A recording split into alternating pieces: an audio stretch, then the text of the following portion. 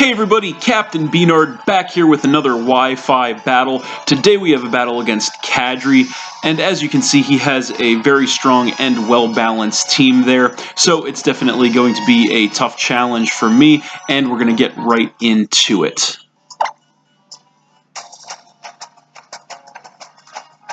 So, looking at the team preview, I really wasn't sure what he was going to want to lead with. He definitely has a lot of solid options to choose from, but he actually ends up leading with the low punny, as I actually just decide to lead with my Seismitoad, the Hypnotoad.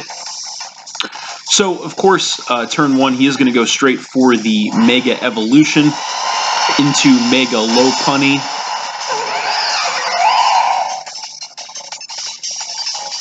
And of course, he is going to go for the fake out turn one just to get the chip damage and of course the mandatory flinch. So nothing I can do this turn, but I'm going to regain some health with the leftovers, which is not too bad. So this turn he is actually going to go straight for a high jump kick, trying to take me out. I actually do just barely live that with 18 health, which is going to let me go for a drain punch in return, which is going to take him down by about 2/3, which was not too bad. And then I am going to gain some HP back from that, and of course some with the leftovers again as well. So I'm actually going to go for the switch here. I know I can't survive another high jump kick, so I'm going to switch into my Metagross, predicting that I am max physical defense, but he actually goes for the return instead, which was actually better for me. That is going to do about a quarter health only to me. So here he is going to switch out. Not much else he can do to me with the low punny, so he is going to switch in with the Landorus, try to intimidate me. My clear body is going to negate that, and fortunately for me, I actually did predict a switch into the Landorus, and I actually went straight for an Ice Punch, which is going to be enough to one-shot kill the Landorus, dropping him down to 5 Pokemon, so that worked out awesome for me. So then he is going to come in with the Tapu Koko and get the Electric Surge to set the electric terrain on the battlefield.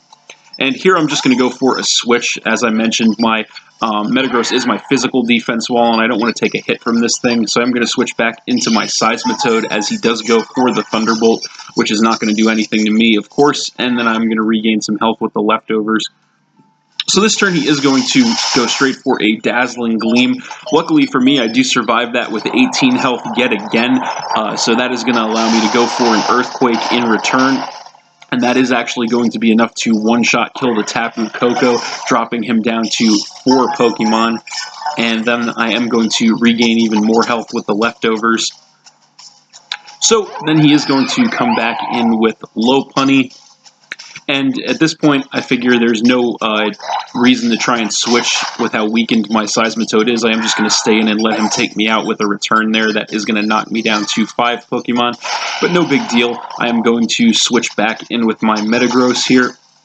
And he is going to go for the switch yet again, knows he probably can't take me out in a high jump kick, so he is going to switch in with the Toxapex, probably predicting the Bullet Punch on my end, which I do go for, so not really going to do much of anything there. And then I am going to take some Life Orb damage, and he is going to restore some health with the Black Sludge.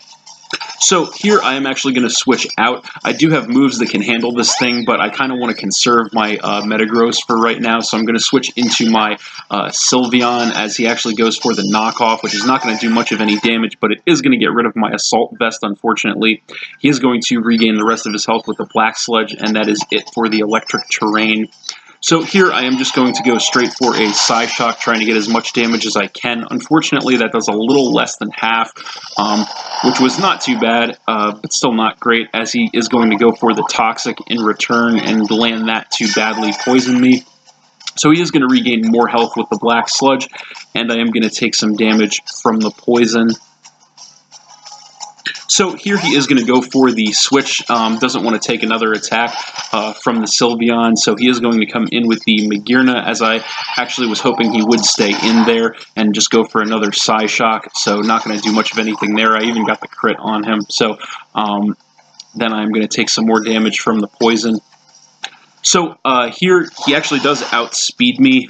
He is going to hit me with a Volt Switch, which is not going to do much of anything to me. I am max special defense even without my Assault Vest, so he is going to get the mandatory switch off that back into his Toxapex, which is almost at full health thanks to the Regenerator ability. I'm going to go for a Shadow Ball, but not going to do much of anything there, as he is going to regain more health with the Black Sludge, and I am going to take more damage from the poison. So here I just decided to stay in and go for another Psyshock, just trying to wear this thing down. That is going to take him below half, which was nice. He is going to fire off a Scald in return, which is not going to do much of anything to me. And then, of course, he is going to regain more health with the Black Sludge, and I am going to just barely survive the poison damage this turn with 5 health. So he is going to switch out again this turn, just wants to get his Regenerator ability yet again, so he is going to switch directly into the Magearna.